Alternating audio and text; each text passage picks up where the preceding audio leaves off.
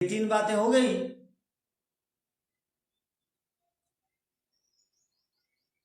अब आपको कोई बोलेगा प्रयोजन किसे कहते हैं बताइए, तो आप बोलेंगे,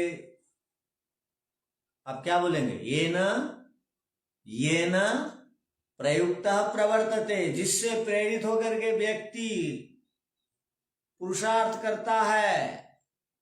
क्यों पुरुषार्थ करता है? प्राप्त करने की इच्छा से या छोड़ने की इच्छा से पुरुषार्थ करता है, उसी को प्रयोजन कहते हैं। और खोल दिया गया कि प्रयोजन के बिना कोई प्राणी खाली नहीं है।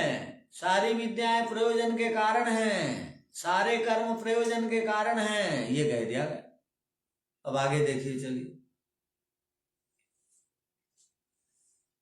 तद आश्रयश्च न्यायः प्रवर्तते, प्रयोजन के आश्रित में न्याय है, अर्थात उसी के आश्रय में न्याय रहता है। प्रयोजन के आश्रय में ही न्याय रह रहा है। तदाश्रयश्च न्याय प्रवर्तते, ये जो न्याय के लिए हम मेहनत कर रहे हैं उसके पीछे कारण है न्याय प्रयोजन में विद्यमान है। और प्रयोजन हमारा क्या है? दुख से बच जाए, सुख को प्राप्त कर ले, ये हमारा प्रयोजन। आगे देखिए, अब इसकी भूमिका बन रही है। वह न्याय क्या है? अब जो संस्कृत की पंक्ति आएगी ना, उसको पहले भूमिका बना दीजिए। वह न्याय क्या है जिसकी इतनी प्रशंसा हो रही है? वो न्याय क्या है? उसी को बोल रहे हैं संस्कृत में। कह पुनः अयम न्यायः, कह पुनः अयम न्यायः। पुनरयम है ना, वो विसर्ग है और अ है। कह पुनः अयम न्यायः, उसको मिला देंगे तो होगा कह पुनरयम न्यायः। वह न्याय क्या है? ये संस्कृत का ये अर्थ है। आगे देखिए संस्कृत क्या। प्रमाणेर अर्थ परीक्षणम न्यायः, प्रमाणों के माध्यम से, लिख लीजिए, प्रमाणों के माध्यम से जब अर्थों की परीक्षा की जाती है, प्रमाणों के माध्यम से जब अर्थों की परीक्षा की जाती है, उसी को न्याय कहते हैं।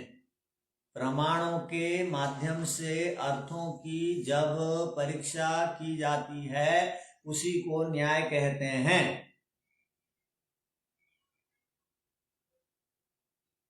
पुनः कहा, वह न्याय और क्या है?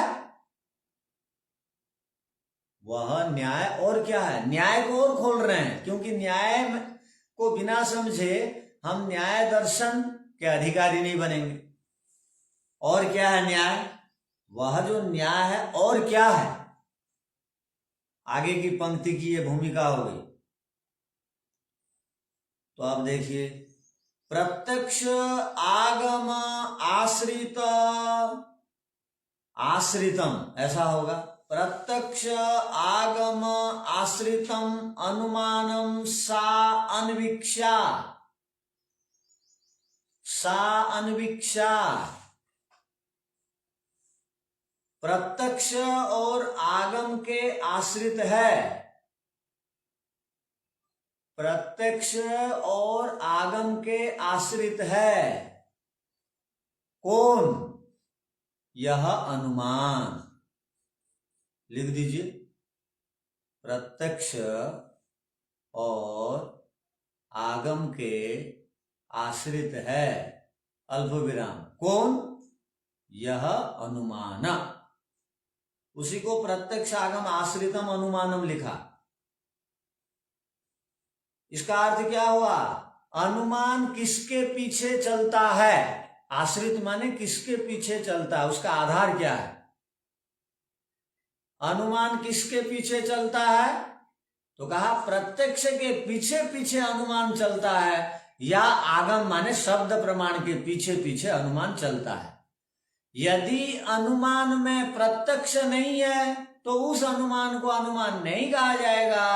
यदि अनुमान में आगम प्रमाण नहीं है, उस अनुमान को अनुमान नहीं कहा जाएगा। अनुमान जैसा दिखेगा